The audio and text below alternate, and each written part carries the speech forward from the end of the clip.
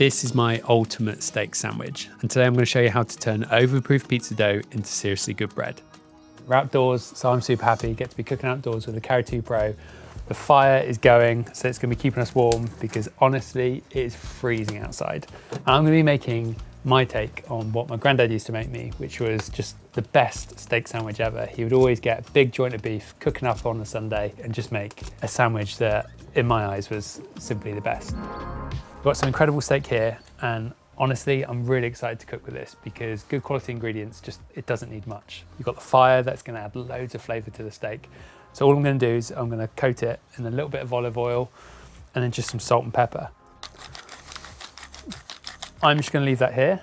And what we're gonna do first is we're gonna make our bread. Now, I'm a big advocate for if you've got some leftover pizza dough, use it. Find a way to use it because you put all the time and effort into making the dough. You don't want to waste it, you don't want to throw it away.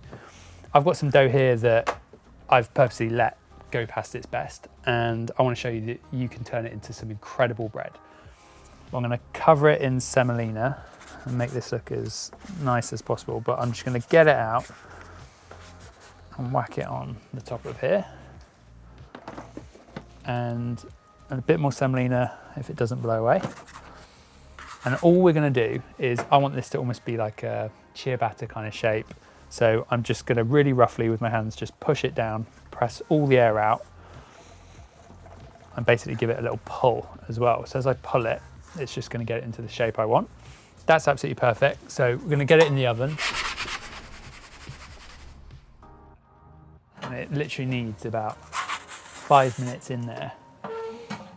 And this is what I love about cooking outdoors because one, cooking with wood, I don't think you can beat. Making fresh bread is something that's really, really special. So the Karu 2 is just gonna do what it does best. The stone in there is amazing. It's just gonna get an incredible rise on the bread. So this has been in for about 5 minutes now. I can see it's risen up perfectly. So we're just gonna get it out, let this cool down a bit before we cut it. I mean, that is gonna make an absolutely incredible sandwich. The wood fire just gives it that char on the outside, that super crispy crust. And hopefully on the inside, it's gonna be super soft, super light, perfect for a sandwich. So what we're gonna do now, we're gonna get the grizzler in the Karu 2 Pro, which is gonna heat that up. We're gonna load it with wood now because I want it to be as hot as possible so we can cook the steak as quick as possible, but also because it is freezing. It's the middle of a British winter. Honestly, it's about 2 degrees outside, so I want the oven to keep me warm, but also I want to cook a really good steak. The grizzler is smoking hot. So I went to the butcher's this morning and I said to them, get me the best steak you've got. And they did. This is a cut of sirloin. Just gonna lay this down and listen to this. That's gonna sear really, really well. So the flames are absolutely roaring. This is gonna cook super quick. I'm just gonna turn it because what I want is I'm not gonna add any more wood. I'm just gonna let the flames slowly die down. The grizzler is doing all the work. It's gonna sear it. And look at this, just gonna turn it over.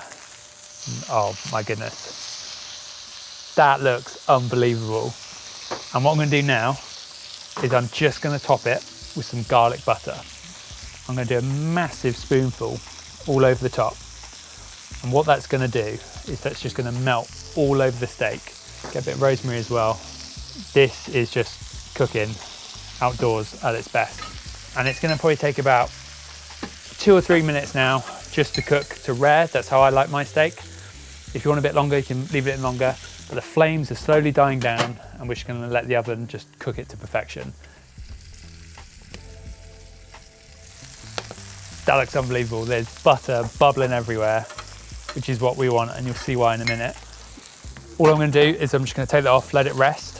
There's loads of garlic on top, and it's just gonna flavor the steak really, really well. So we're gonna set it to one side, and now we're gonna make our horseradish mayo.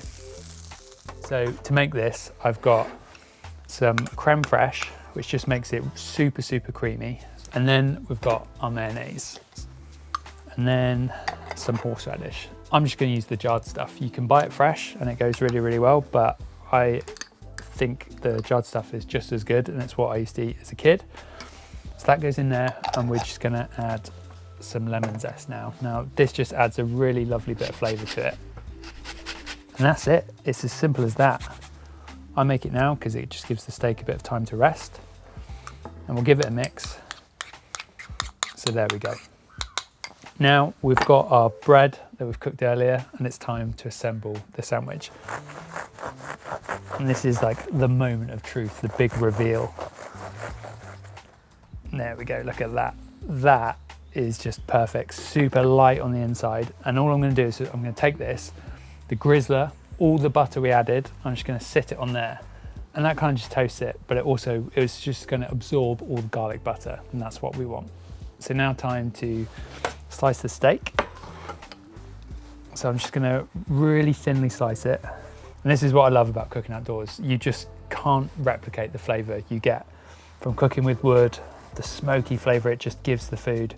And this is gonna be a sandwich that I would have loved to have shared with my granddad because it just looks unbelievable. I can't wait to assemble it and just eat it. Hopefully it'll warm me up a bit as well. The bread is just covered in that garlic butter. That's what I want. So we're gonna start with the steak and just layer that up. And then I'm gonna finish it with a little bit of Parmesan, just because it adds a lovely saltiness to it. And we're gonna top it with our horseradish mayonnaise. Loads of that on. Get it all in the lovely little bubbles there. And I hope this just shows you, don't throw away leftover pizza dough. Use it, utilize it. I often cook mine up and then have it for a sandwich the next day. Now just a bit of rocket, just to add some peppery flavor to the sandwich. This is a sandwich, it's different to what my granddad used to make. It's like twice the size, but it's still got the same feeling. It's warming, and I'm honestly counting on that right now. So if you've got one of these ovens, I hope this inspires you to use leftover pizza dough, make bread, cook some steak, and just have fun with it.